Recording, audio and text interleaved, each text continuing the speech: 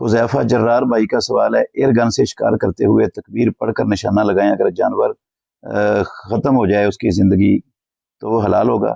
پرندے کے حلال اور حرام ہونے کی رہنمائی فرما دیں، کون سا پرندہ حلال ہے حرام ہے؟ جی شکار اگر شرہ اس کے جسم کو پھاڑ دیتا ہے، اس وجہ سے وہ آپ کے پہنچنے سے پہلے اس کی روح نکل جاتی ہے تو وہ حلال ہے۔ رسول اللہ صلی اللہ علیہ وسلم نے فرمایا کہ جب آپ نے اللہ کا نام لیا ہے اور اس چیز نے شکار کو پھاڑ دیا ہے، بے شک وہ روح اس کی پرواز کر چکی ہے آپ کے اس شکار تک پہنچنے سے پہلے، تو وہ آپ کے لیے حلال ہے، آپ استعمال کر سکتے ہیں۔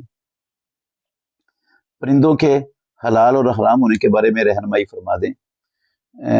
ہر وہ پرندہ جس کو قتل کرنے کا حکم دیا رسول اللہ صلی اللہ علیہ وسلم نے وہ حرام ہے، جس طرح گدھ ہے، کوہ ہے، یہ حرام ہے اس وجہ سے کہ ان کو قتل کرنے کا حکم دیا۔ نمبر 2، ہر وہ پرندہ جس کے قتل کرنے سے منع کیا رسول اللہ صلی اللہ علیہ وسلم نے وہ بھی حرام ہے، جیسے رسول اللہ صلی اللہ علیہ وسلم نے